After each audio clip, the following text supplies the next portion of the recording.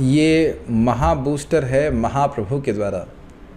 श्रीमन चैतन्य महाप्रभु बांग्लादेश गए और उन्होंने वहाँ पे जाकर के तपन मिश्रा से मिलते हैं। तपन मिश्रा ब्राह्मण, जैसे आप समझ रहे हो, ऑब्वियसली ब्राह्मण थे और उन्हें बहुत सारे शास्त्र पढ़े ये जानने के लिए कि जीवन का साध्य क्या है, यानी जीवन का वास्तविक लक्ष्य क्या है और उस लक्ष्य की प्राप्ति करने के लिए क्या साधन का आश्रय व्यक्ति को लेना चाहिए। लेकिन बहुत सारे शास्त्र पढ़ करके वे केवल भ्रमित हुए, वो समझ नहीं पाए। तो श्रीमद चैतन्य महाप्रभु से वो बांग्लादेश में मिले और बांग्लादेश में चैतन्य महाप्रभु ने क्या कहा उसको हम सुनते हैं। कलियुग धर्म हय नाम संकीर्तन, चारि योगी चारि धर्म जीवेर कारण। कलयुग में धर्म है नाम संकीर्तन, भगवान के नामों का संकीर्तन करना।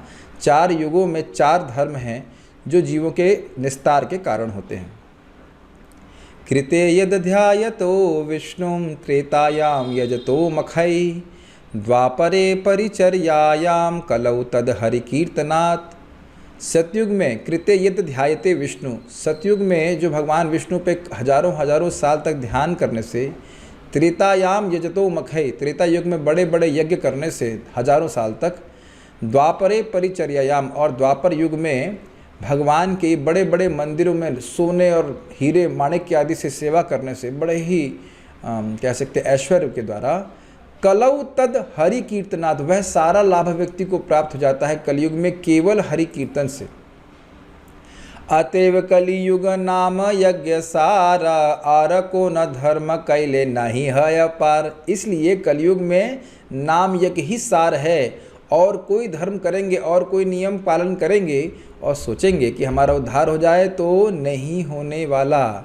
उद्धार करता स्वयं बोल रहा है, श्रीमद चैतन्य महाप्रभु भगवान कृष्ण है, सबके उद्धार करता है। कहते भाई और कुछ नहीं चलने वाला है इसमें, बाकी सब फेल हो गया है। रात्रि दिन नाम लय खाईते शुईते, ताहार महिमा वेदे नाही पारे दीते। क्या सुंदर है, एक बार फिर से बोला जाए इसको।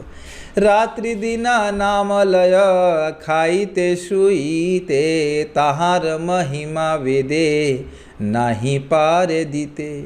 कह रहे हैं रात और दिन, मान लो कि भाई ऐसे कैसे हो जाएगा, केवल नाम से हो जाएगा, कुछ और कुछ पढ़ना नहीं पड़ेगा, वेद नहीं पढ़ना पड़ेगा।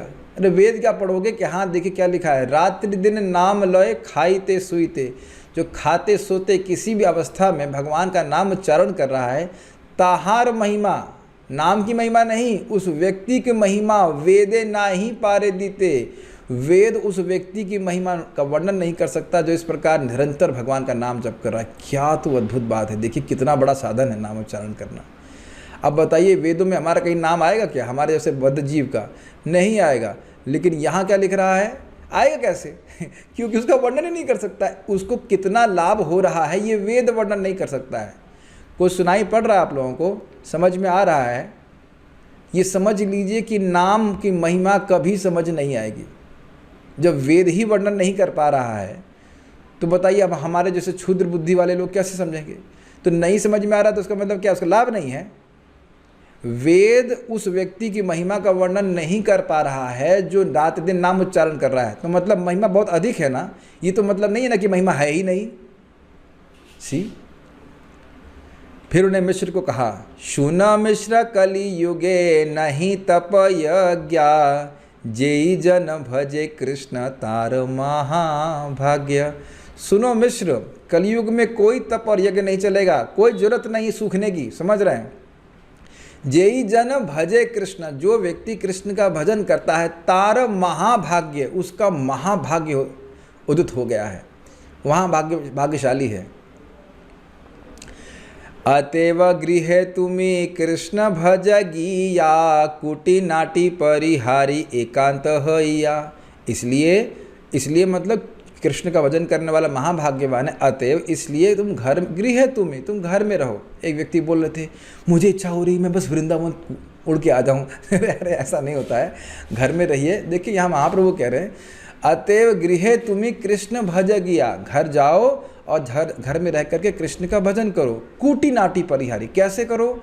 ये डुप्लिसिटी, धोखेबाजी छोड़ के ईमानदारी से 16 माला कर रहे हैं तो 16 माला कर रहे हैं, और एकांत भैया एकमात्र कृष्ण का आश्रय लेकर उन्हीं को अपना सर्वस्व मान करके कृष्ण ही हमारे रक्षक हैं, इस प्रकार से भावना से युक्त होकर। और वास्तविक भजन क्या है जानते हैं? भजन करने के बदले में ये चाहिए वो चाहिए, ये नहीं, केवल कृष्ण की भक्ति मुझे मिल जाए, इस प्रकार की भावना को एकांतिक भजन कहा जाता है, और कोई उसका लक्ष्य नहीं है। साध्य साधन तत्व ये किछु साध्य साधन तत्व ये किछु सकल, हरि नाम संकीर्तने मिली बे सकल। ये बड़ा सुंदर है। भगवान का नाम संकीर्तन करने से तुम्हें सब कुछ प्राप्त हो जाएगा, और साध्य साधन तत्व, जीवन का लक्ष्य क्या है और उसको प्राप्त करने का साधन क्या है, यह भी तुम्हें हरि नाम संकीर्तन से प्राप्त हो जाएगा। इसका क्या मतलब है? देखिए, बहुत सिंपल सी बात है। अगर किसी व्यक्ति को समझ में आ गया कि जीवन का लक्ष्य है, एकमात्र लक्ष्य है भगवत प्रेम की प्राप्ति, समझ में आ गया, मतलब वाकई समझ में आ गया, समझ रहे कि मैं क्या कह रहा हूँ, समझने का क्या अर्थ है। हाँ, और कोई काम यहाँ जगत में रखा नहीं है। जीवन में हमें एकमात्र हमारे जीवन का लक्ष्य है कि कृष्ण प्रेम की प्राप्ति करनी है। अच्छा, करनी है, ठीक है।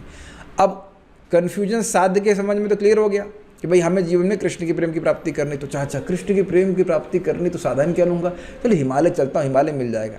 नहीं, दो कन्फ्यूजन हो सकते हैं, एक साधन के और एक साध्य के। तो कह रहे हैं साध्य का कन्फ्यूजन क्लियर हो जाएगा कि भाई जीवन का लक्ष्य कोई भोग बिल्कुल नहीं है, ना मुक्ति है, भगवान का प्रेम प्राप्त करना है। और वो प्राप्त कैसे होगा? भगवान के नामोच्चारण से, भगवान की भक्ति करने से। दोनों ही बातें तुम्हारे चीज़ें में क्लियर रहेंगी। ये कन्फ्यूजन था उनको, जीवन का लक्ष्य क्या है और उसकी प्राप्ति कैसे करूं, ये कन्फ्यूजन था। तो कह रहे नामोच्चारण करने से क्लियर हो जाएगा। अब देखिए, महाप्रभु सामने हैं, फिर भी कह रहे हैं नहीं, तुम हरे कृष्ण मंत्र जप करोगे तो तुम्हें खुद अंदर से भगवान प्रकट कराएंगे, कृष्ण प्रकट कराएंगे कि देखो जीवन का एकमात्र लक्ष्य है भगवान की प्रेम की प्राप्ति करना। Is it not? बहुत सुंदर बात है। आगे क्या बोलते हैं? हाँ, उसके बाद बोलते हैं कौन सा नाम बोलें, मान लो पूछे तो कह रहे हैं नहीं, उसके बाद फिर एक श्लोक कोट कर रहे हैं, हरेर नाम एव केवलम कलौ नास्ति एव नास्ति एव नास्ति एव गतिर अन्यथा। हरि का नाम ही, हरि का नाम ही, हरि का नाम ही, केवल एकमात्र हरि, और किसी देवता का नाम नहीं। कली और कलौ नास्ति, कली यहाँ पे 3 बार बोला गया, कली में नास्ति एव नास्ति एव नास्ति एव गतिर अन्यथा। इसका अर्थ क्या है? नास्ति एव मतलब कर्मकांड नहीं चलेगा, दूसरा नास्ति एव मतलब ज्ञान कांड भी नहीं चलेगा, और तीसरा नास्ति एव मतलब योग भी नहीं चलेगा। इनसे कोई गति प्राप्त नहीं होने वाली, इन सबको कलियुग ध्वस्त कर देगा, केवल हरि का नाम चलेगा। ठीक है, आगे फिर कौन सा महामंत्र बोले? तो देखिए एकदम स्पष्ट है, हरे कृष्णा कृष्णा कृष्णा हरे हरे, हरे राम राम राम हरे हरे। एक भक्त बीच में पूछ रहे थे कि प्रभु जी हम ये मंत्र भी कर सकते हैं क्या, वो मंत्र कर? नहीं, कोई ज़रूरत नहीं है। महाप्रभु जो मंत्र बोल रहे हैं उसको चेंज करने की कोई ज़रूरत नहीं है। जस्ट चांट हरे कृष्ण मंत्र। हर प्रभुपाद इसको चैतन्य चरितामृत में समझाएं, हरे कृष्ण मंत्र में चैतन्य महाप्रभु और नित्यानंद प्रभु के भी नाम सम्मिलित हैं। कृष्ण कृष्ण चैतन्य, राम नित्यानंद राम, और हरे तो आप जानते हैं राधा रानी। तो कभी कभी कहते हैं राधा का नाम क्या है, हरे से राधा रानी भी उसमें आ गया उनका नाम। आगे क्या कह रहे हैं? ए श्लोक नाम बोली लय महामंत्र, 16 नाम 32 अक्षर ए तंत्र। ये श्लोक बोल करके कहे कि यही लय महामंत्र, महाप्रभु स्वयं बोल रहे हैं कि ये महामंत्र है। अब कोई डाउट करने की जरूरत नहीं कि महामंत्र कौन सा है, और इसमें 16 नाम है और 32 अक्षर है। समझ गए? तो आप जानते हैं इसको पूरा पूरा बोलना होता है, और कुछ है यहाँ पे नहीं। तो आप समझ ही लिए कि महाप्रभु का महाबूस्टर कितना सुंदर है। जो व्यक्ति नाम उच्चारण कर रहा है उसकी महिमा वेद नहीं कह सकता है। ठीक है, इसलिए कहता ही नहीं है कह ही नहीं सकता तो कहता ही नहीं है। तो इसलिए आप समझ लीजिए कि अपने महाभाग्य का निर्माण कर रहे हैं हरि नाम उच्चारण करके, वो भी एकादशी वाले दिन, वो भी रोज़ जम करके। हमारे गुरु महाराज समझ में कहते हैं बहुत सुंदर बात, the greatest misfortune in Kalyuga is that we don't realise our good fortune. Kalyug में सबसे बड़ा दुर्भाग्य ये है कि हम अपने सौभाग्य को नहीं समझ रहे हैं कि केवल भगवान का नाम उच्चारण करने मात्र से हम भगवान के धाम की प्राप्ति कर लेंगे। तो आप लोग तो समझ रहे हैं, तो लगे रहिए उत्साह के संग हरे कृष्ण मंत्र में। हरे कृष्णा।